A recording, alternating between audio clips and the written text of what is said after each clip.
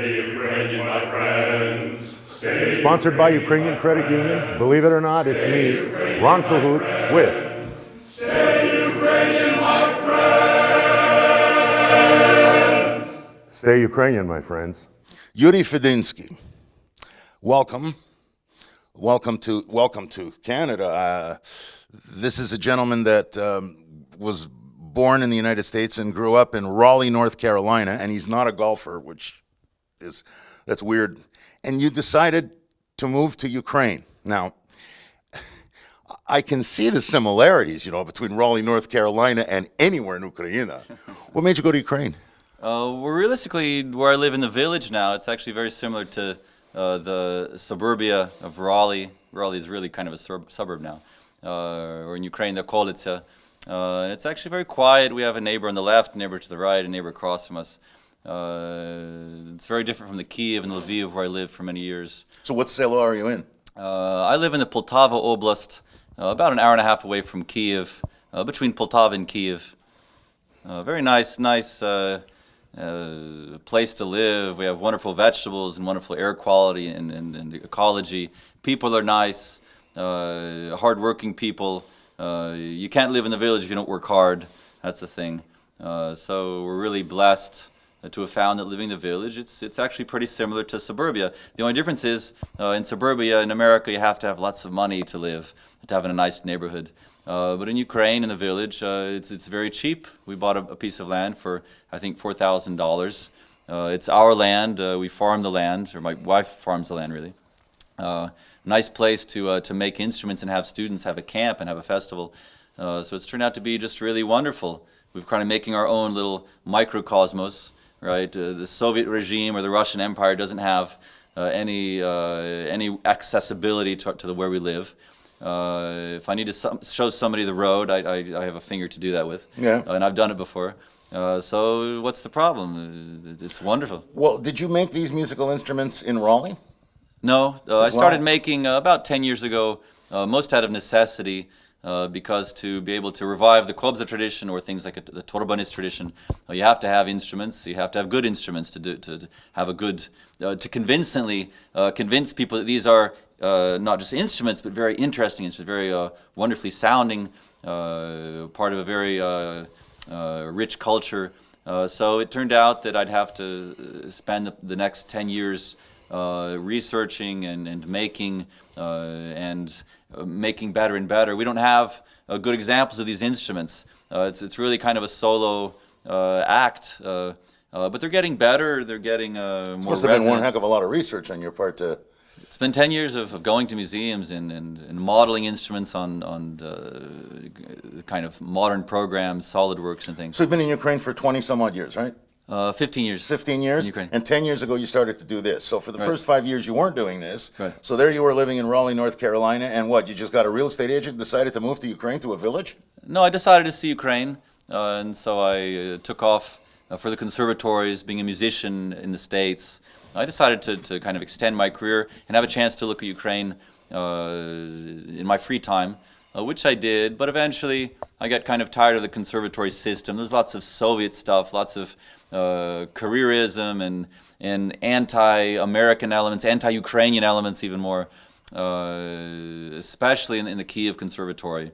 So I kind of got sick of it and stumbled upon this revivalist movement, the Kiev Kobzar Tsech, Kiev Kobzar Guild.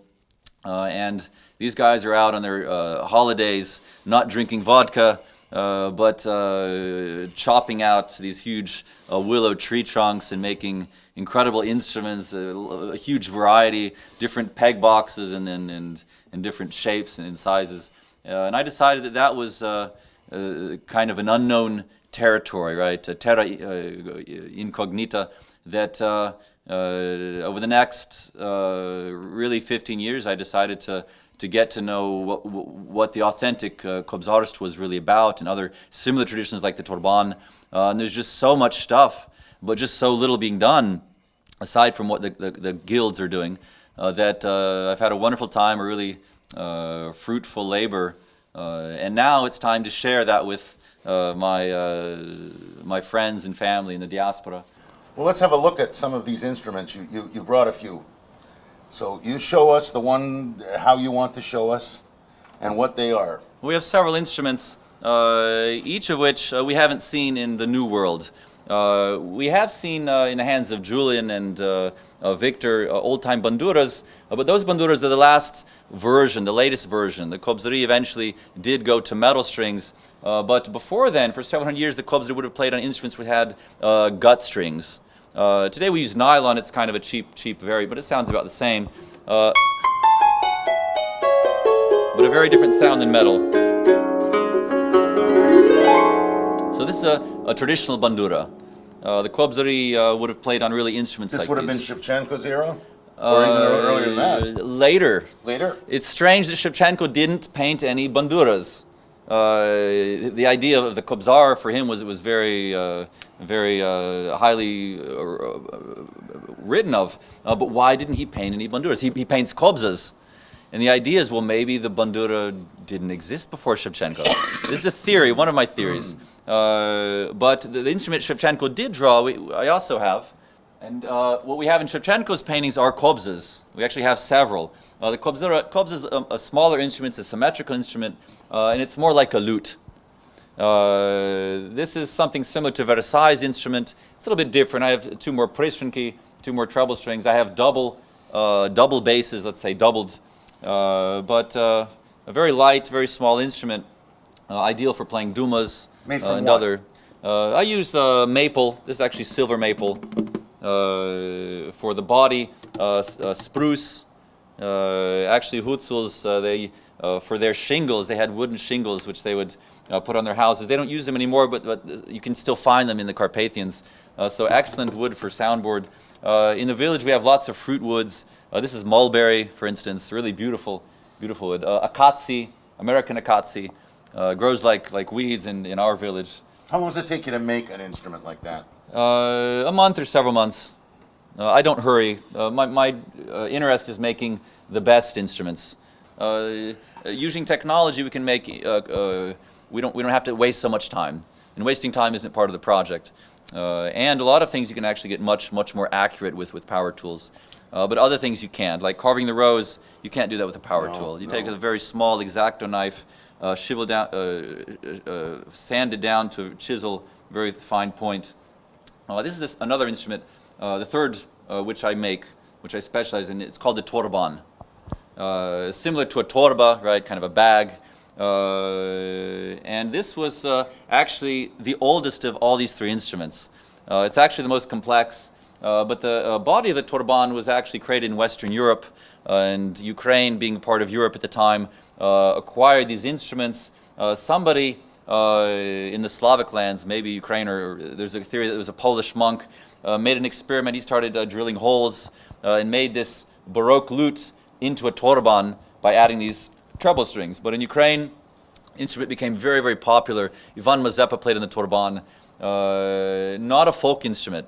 This is a very elite, kind of a noble type of instrument, which would have been played by Cossack generals who would have been rich enough to afford the instruments, or people like hetman or the nobility. So interesting instrument. You can actually play Bach. You can take some notes from It was Bach or Ukrainian, Weiss. just in case people were wondering, Bach. Western Ukraine, yeah. So very interesting instrument. And we have these modern instruments, the modern bandura. And the reason that we have the modern instruments is to basically play Bach and similar type classical stuff. But interesting that 300 years ago we actually had the instrument, but we lost it, we forgot about it. But this isn't so much, isn't just a bandura. Actually, if you don't fret the instrument, you can actually play it like a bandura. And the torban would have been the first bandura. Would it have been fretted? But if you fret it like a lute, then it basically has the function of a lute. So really, the torban is like a harp guitar, or a Looks lute bandura. great. So Looks interesting things, and part of our culture, really.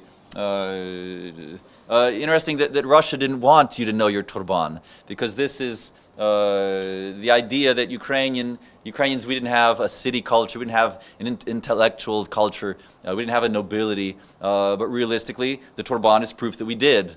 If hetmans are playing on these things, then something's got to be going on. And there's actually the idea that Catherine, the not so great, may have even had a decree banishing all playing of turbans in the Russian courts because of a lot of the We wouldn't want to lewdness. show them up. So there's very powerful things. And today, the idea that these instruments are coming out of the woodwork, there's the idea to revive the traditions which were repressed for so many years. Maybe that'll be part of the key to renewing Ukraine, not just the Kobzar tradition. And from our work in Ukraine over these 15 years, we've had absolutely positive results. So these instruments are kind of like time machines, kind of like for showing people the Ukraine that we've lost. Very interesting work. And Stay Ukrainian, my friends. Stay Sponsored by Ukrainian Credit Union. Believe it or not, it's me, Ron Cahoot, with Ukrainian, my friends. Stay Ukrainian, my friends. Still needs an accordion.